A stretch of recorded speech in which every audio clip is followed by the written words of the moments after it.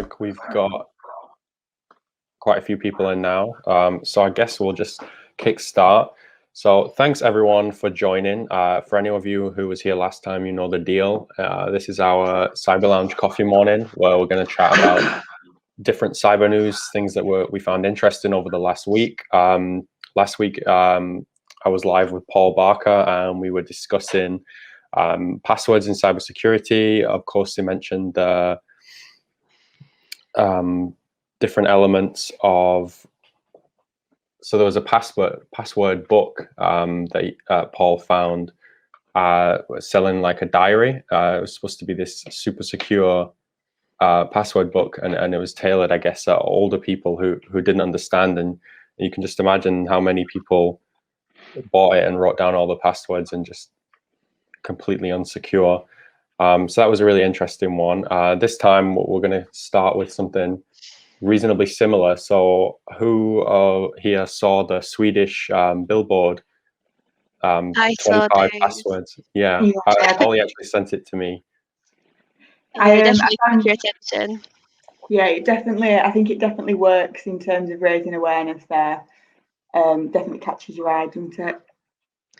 Definitely. You'd definitely take another look if you saw that on a billboard on the street. I think it was really good marketing for the company as well, because who wouldn't know of SSF in Sweden now for cybercrime?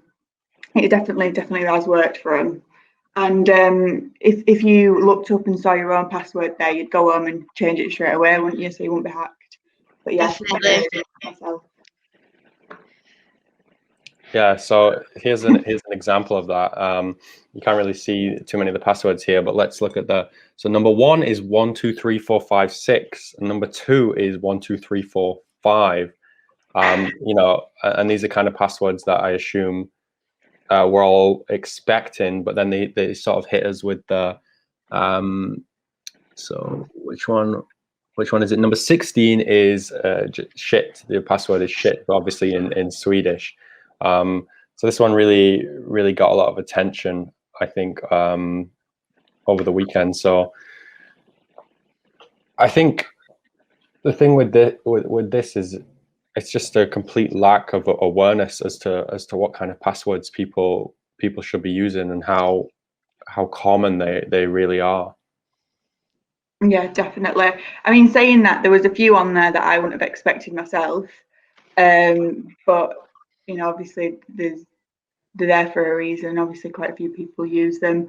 It used to always be your dog's name, didn't it? But I suppose people are just getting more generic now. Yeah, I mean, what have we got? Number 6 is hello. Number 10 is password. And these are the most common across Sweden. So it really makes you think how easy it would be for hackers to just brute force their way into these accounts. Yeah. I think one of the areas as well is a lot of people joining companies where they get their initial password, which is done by the administrator. It'd be interesting to see how many people actually and how quickly they change them or just alter them slightly so they can remember. Usually welcome with a W and then a 3 and then the rest of it. So but it's how the administrators then actually impose to make sure everybody does and checking them on a regular basis as well. Just doing it monthly, I think in this current climate is probably not enough with regards to passwords. I think it's got to be a bit more stringent within organizations to make sure that people are adhering to what the company guidelines are as well.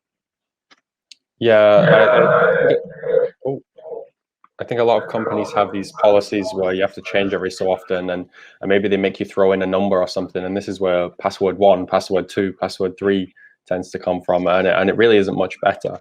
JJ said, I think password is too complex. I use pass now. Hopefully not, Jay. We also, it's quite interesting. So I've run quite a lot of seminars in the old days when we could actually meet people. And what we used to do is do a full open source exercise. So it's quite an interesting way of actually getting people's attention with regards to passwords, obviously what's actually out there without actually doing a hack.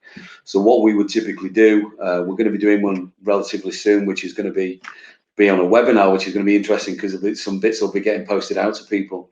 But as they come into the classroom for the seminar, what we would do is spend 15 minutes on an open source exercise and actually find as much information that we can. LinkedIn password, Facebook password. Typically, when you start looking at those and people who are actually in the same, if people have got links with people within their same company, typically people who've got a password for Facebook, it'd probably be very similar to what they use for their business password.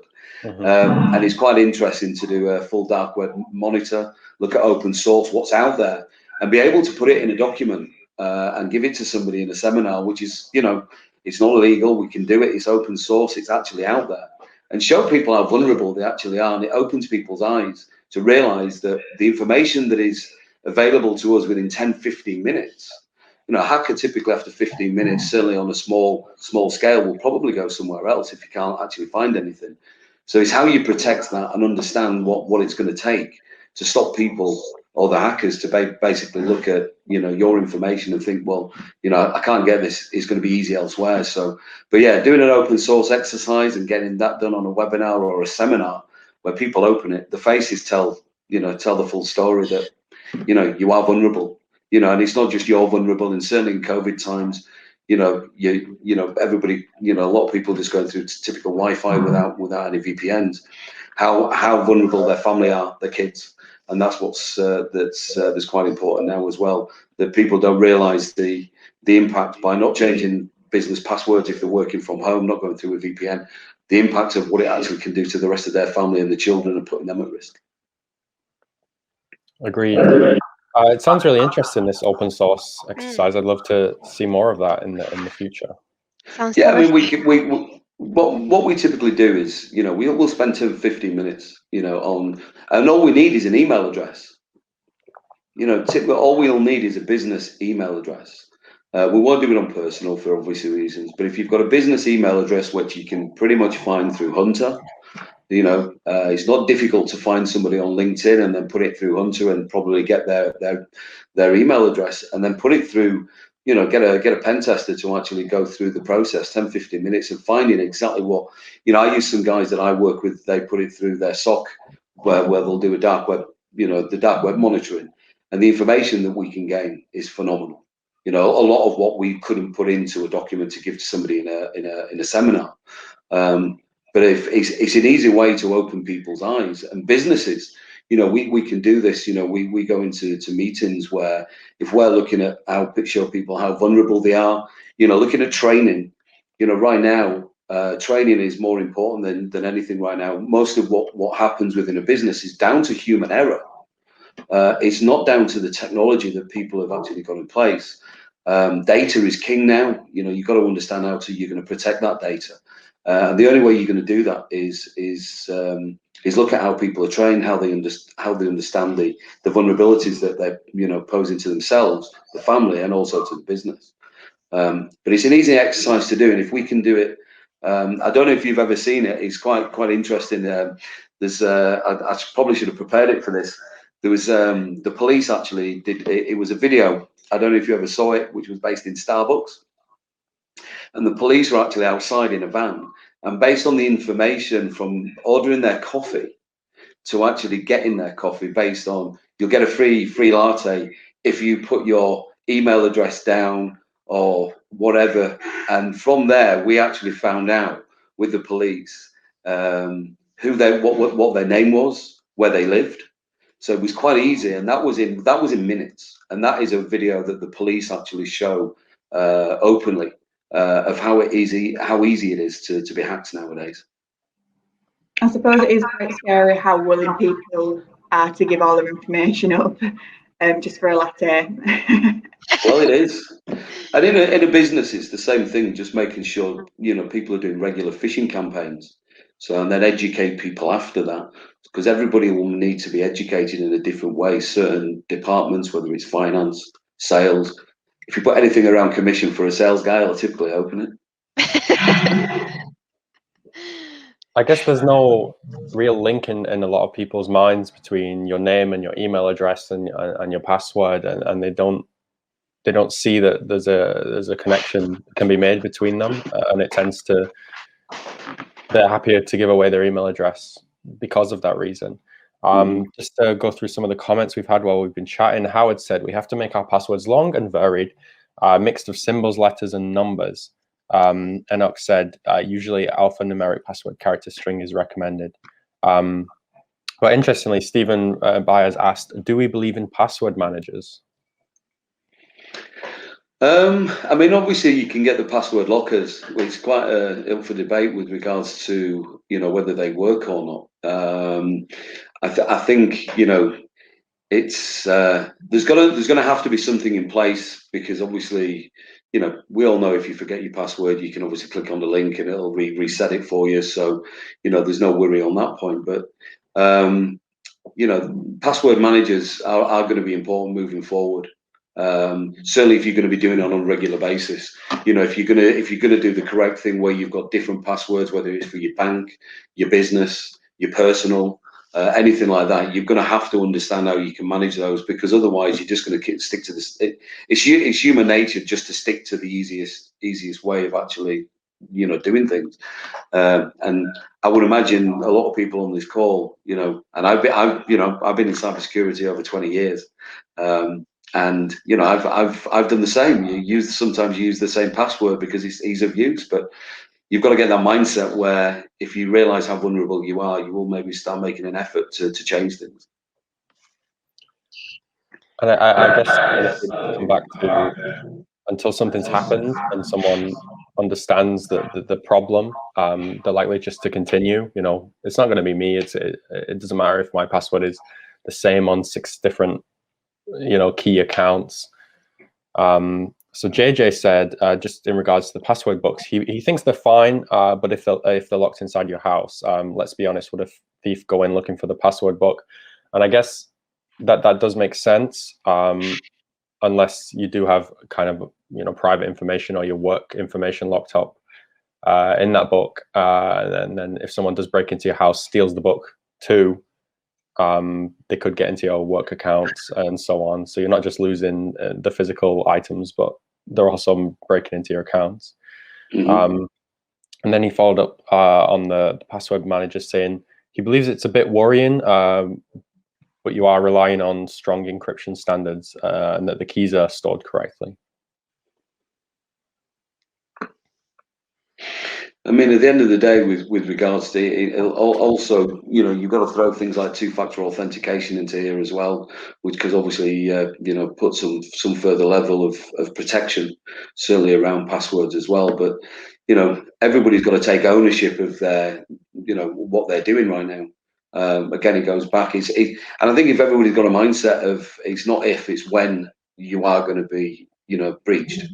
And I think you've got to take you have got to take personal ownership with regards to protecting, whether it's personal or business.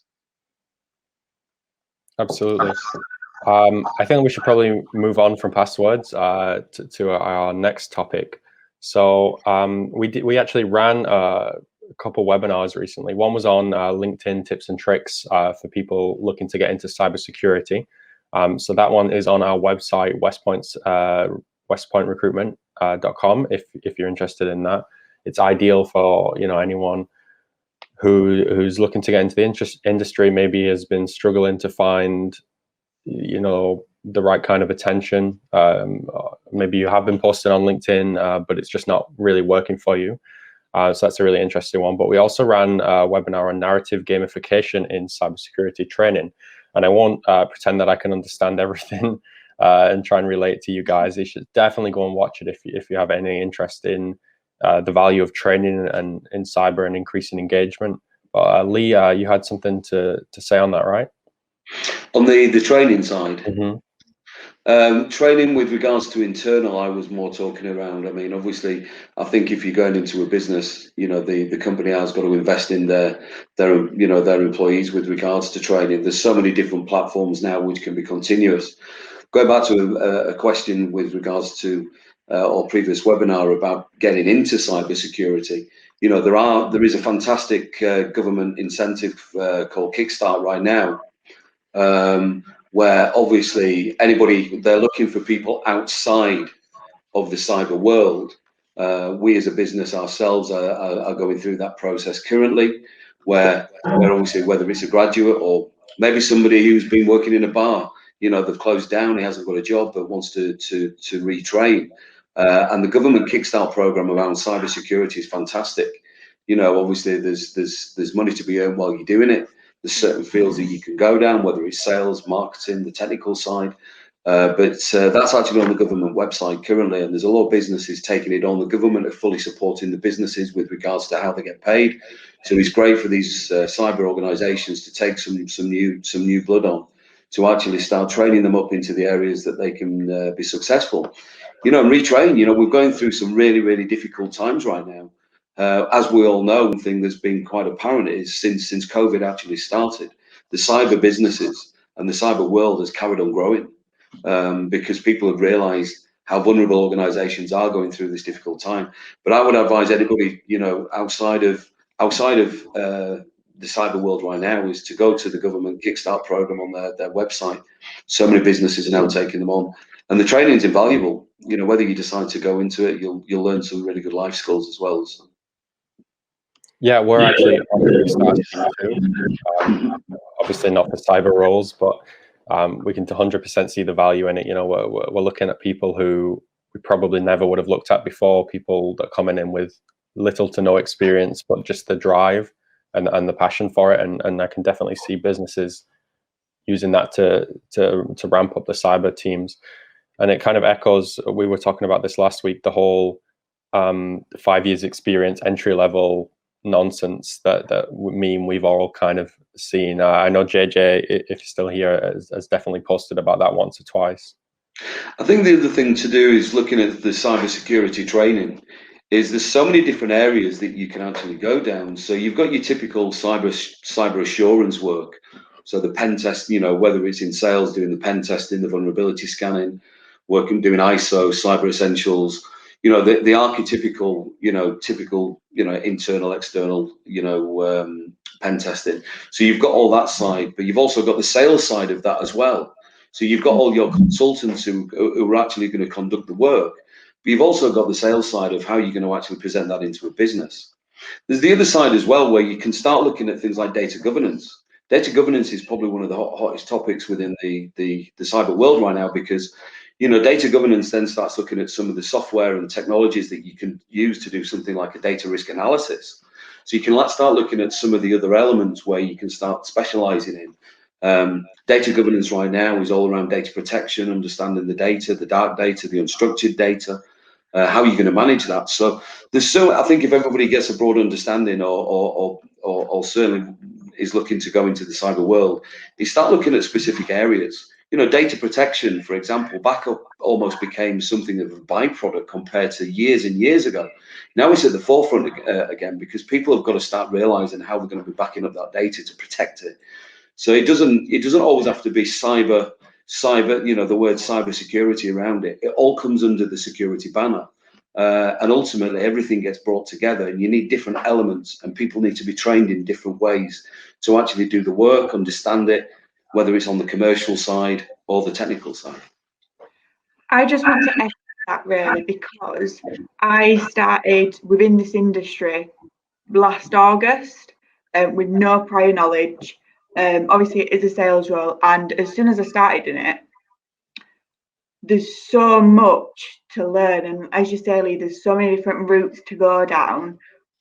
And I have obviously come on since last August, but it's not just been the company that I work for, it's also been sitting on meetings, finding and echoing how more senior consultants do things, but also people within the industry, and getting to know them and gaining an insight into how they see things, because everyone has a different opinion on things, whether people are pro certifications like ISO, or again, someone don't really see the point.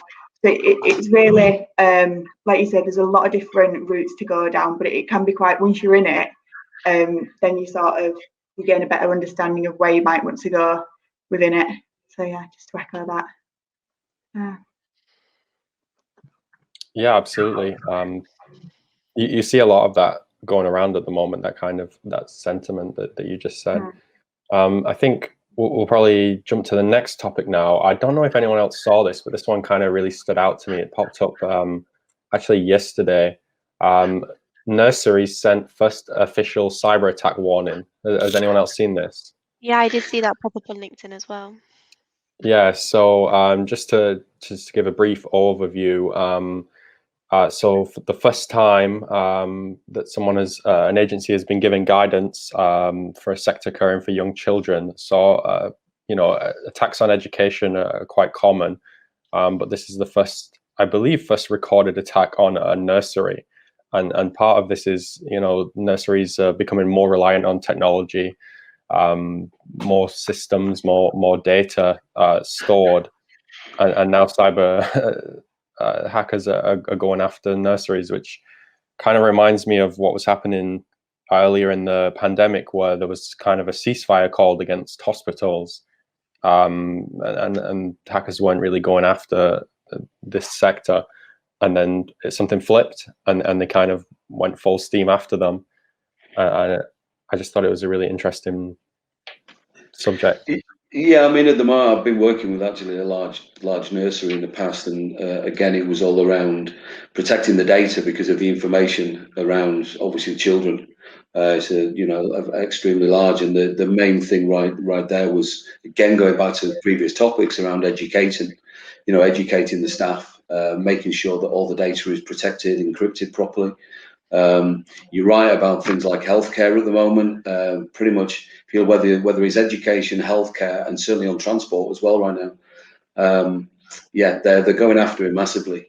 If you think of anything in healthcare right now, ventilators are IP driven. And going back to nurseries, you've got to be able to protect the children, and it all comes down to data. Depending how old those children are, whether they're getting, at some point after nursery, going into primary school, getting onto things like laptops, how they can monitor and report, do forensics on the back end, find out, if somebody has got onto a laptop and somebody's been doing some work, rogue employees going on a laptop trying to find a bit more information about a child or a person. People have got to start really drilling down on this, because at the end of the day, it's doesn't matter what industry you're in or what vertical, it's going to happen. And I think people, the verticals, and I think certainly, a couple of the organisations I work with that do monitoring and reporting around for schooling, it's important. We've got to protect, and only have to see in the news around what's going on with kids right now. It's paramount that everybody understands the vulnerabilities within their business. It doesn't matter how big or small it is. 100%. So JJ said, threat actors know no boundaries. Let's put this on the screen. I have responded to incidents that impact care homes. Those accountable for business security must know no boundaries when it comes to ensuring the protection of the business. Yeah, I think as hackers become even less, I guess, as they act with even less emotion, the people protecting need to do the same. I don't know if I worded that right, but I hope you know what I mean. Yeah. I think potentially because they're hacking, they're not seeing it firsthand. They might just think it doesn't affect them as much, but at the end of the day, that is what they're doing. Especially like you say, Leigh, ventilators are all hooked up now. They don't see it firsthand, but that's what they're doing. If they're cutting a ventilator, or if they're attacking a nursery and taking all the information and selling it on the dark web, that's their doing. So yeah. It's hard to even consider what some of the potential ramifications of doing that is down the line.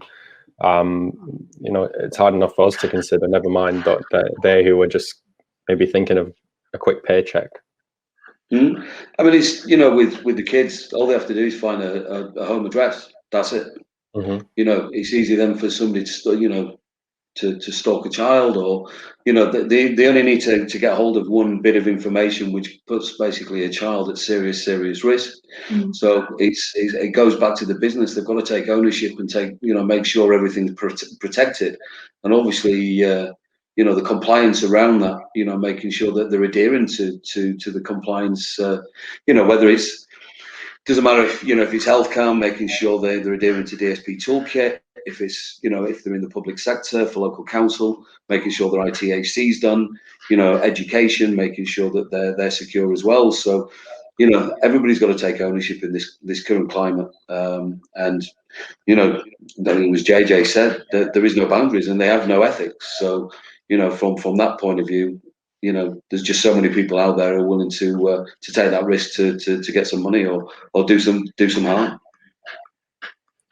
I think that might, to echo our previous event with Adele about cybersecurity ratings, I think that's just going to increase the importance of these ratings and how we do business. I think it could potentially change things drastically. Yeah, I mean, we've been working a lot with security posture right now. It's very, very important. I'm working with a big healthcare trust currently, and it's opened people's eyes. At the end of the day, businesses do credit checks on who they're going to do business with, so they need to start looking at how they're going to be doing security checks with people who are actually supplying into them. If they have logins into some sort of web application in some respect, then they need to make sure that whoever their suppliers are, they are checking to make sure that they are secure. And there's some fantastic tools out there currently.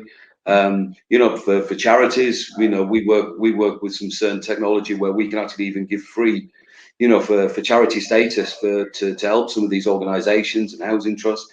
We can actually give free software out, which allows them to monitor maybe 5 main suppliers into them and start looking at their security posture. We can get scores, we can do a report for an organisation from the outside in, and it's amazing, what people see. But it actually gives quite an informed look at, where they are vulnerable and what areas they need to do the remediation with.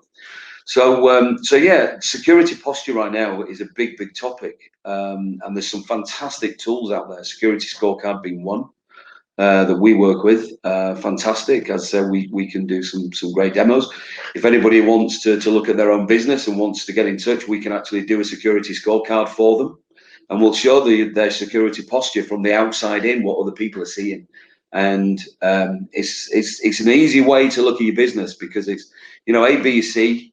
You're pretty much looking quite secure. Anything from C down, you're probably 5 times more at risk of being breached. So the amount of reports I get where I see people on an F, and some organisations that you really wouldn't want to be on an F, is quite interesting. But if anybody wants to get in touch, whether it's with myself, Adele, to you guys, we can actually do a free, security posture report for them. It's quite an interesting read, and it's something you can go back to the business, which will justify also some spend back into board members or into trustees, certainly if it's a charity, of what needs to be done. I think it might be a good idea, Adele and Leigh, for you to drop that in the Cyber Lounge and just let everyone know that they can do that. I think we did that last time when we sent it out to the attendees. But yeah, feel free to drop that in the Cyber Lounge and just let people know that you're offering that. And obviously, everyone here, I would take advantage of that if I were you. Definitely. The last thing that we can also offer as well, which is one of my specialties, is around data governance. So we can actually look at a business, look at their data, what's dark. So if you look at something like an iceberg, what's at the top, the bit in the middle, most people access now and again. Then you got the dark stuff, you got the unstructured data as well. We can actually offer as well, through some of our partners, a free data risk analysis, which again will give them a very in-depth report with regards to what they're storing, how it needs to be managed, whether it's duplicated, if they're not compliant to PII, PCI, GDPR. But if anybody else wants to get in touch and needs to have a chat in a bit more detail, I can look at running proof of value over certain elements, and they can get a data risk analysis out of them. Sounds good. It's really good. So I think we're about out of time now. So I just want to say a big thank you to everyone for joining us. Obviously, everyone who watches this later. This will be on LinkedIn, and it'll be on our YouTube as well, and we'll share it with you, Leigh and Adele, for you to share with anyone on. I hope everyone enjoyed, and I hope everyone has a fantastic week. We are going to run another one next, I believe, Tuesday or Wednesday, but we're not sure who the guest speaker is going to be yet. We're still sorting that out. But as soon as we know, we'll let you know. Fantastic. Thanks for everybody attending. Thank you. All right. See you all later. See Bye. ya. Bye.